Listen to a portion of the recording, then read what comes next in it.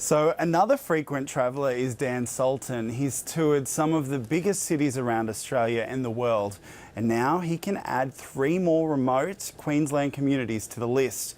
The acclaimed musician and actor held a series of concerts and workshops in some of the state's most isolated areas last month, unearthing some hidden talents along the way.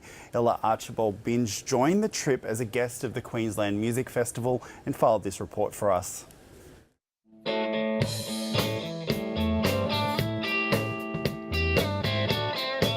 The Aurukun footy field is setting up for a rare event. Tonight it'll become the arena for one of Australia's biggest rock stars, Dan Sultan. Something like this is really great. Just getting out and just talking to people and hanging out and playing some music and just back to basics, you know, back to the stuff that really matters. As part of the Queensland Music Festival, the Melbourne rocker will head to 3 remote communities: Aurukun, Woorabinda and Palm Island. There's a lot of beautiful things that we miss in the city out here, you know, but at the same time there's a lot of stuff that we get and we possibly take for granted in the city that people miss out on up here as well. So I think just that exchange of culture is, I think it's important. The first stop at Aurukun is a music workshop with the local kids, another important aspect of the tour.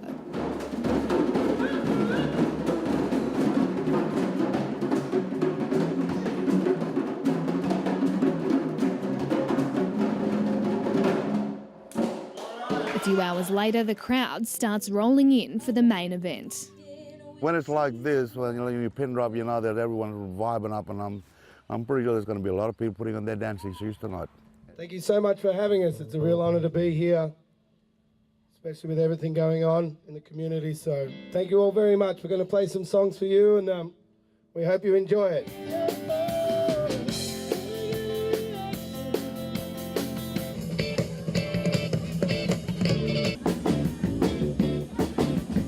The show doesn't disappoint, with young and old flocking to the dance floor.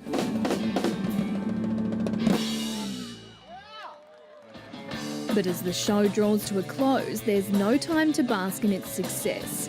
The next stop on the tour is almost 2,000 kilometres south to Woorabinda in central Queensland.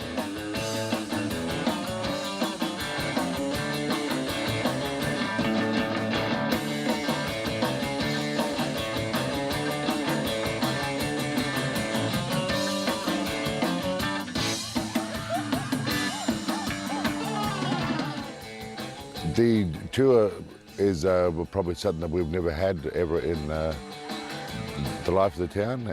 It brings a lot of enjoyment for our people to go along to a concert and enjoy music, you know, in a way that the community can sit down and enjoy an event together.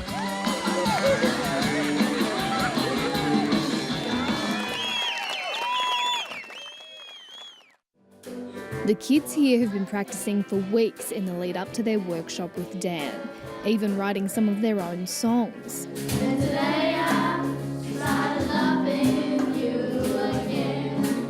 Well, if you could have seen them before you arrived, they just started screaming and ran out the building, getting all nervous. But it's pretty special to have just a lot of excitement for the young people and just people that they look up to, people that they've seen on TV in their community and working with them.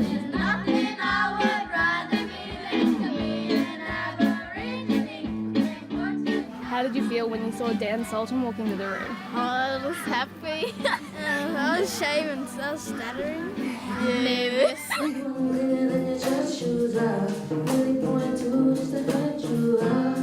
It soon becomes clear that there is real talent hiding away in Woorabinda.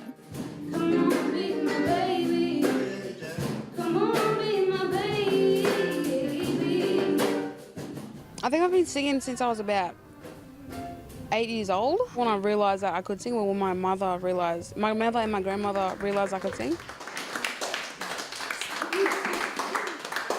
Every day a brother trying to end me out. 18-year-old MEISHA Young dreams of becoming a famous singer, but that's not easy living in a remote community.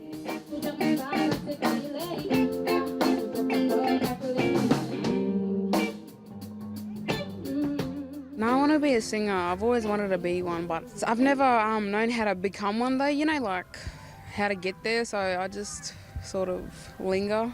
You know, wherever you go, there's a lot of talent, there's a lot of talented kids. I think, you know, obviously having the, being able to get that exposure, these talented kids might be a bit more difficult than it would be for a kid in Sydney or Brisbane or, you know, something like that, or Melbourne. For MEISHA, singing alongside Dan Sultan is a once-in-a-lifetime opportunity. I reckon it'll be a really good experience for myself to sing with Dan Sultan. That's pretty amazing. I don't know how, I don't know. I'm just going to have to see what happens. Like, if I get real nervous and stuff, I'm just going to try to put those nerves aside and just sing with him, you know? When her moment comes, MEISHA has nothing to worry about.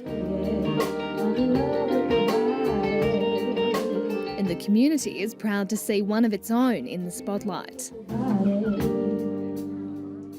For our young people, it's probably a big boost because this is how we move our kids from, you know, out of the shy zone into the no shame zone. I just hope they had as much fun as I did. You know, at the end of the day, it's fun, and that's important. And fun, that may sound like it's not important or it doesn't matter. It does matter. It matters to have fun, and it matters to enjoy yourself. You know, it's important to have positive things in your life and to be a positive person and to be able to affect your surroundings and your community and your life and yourself in a positive way. It's very important.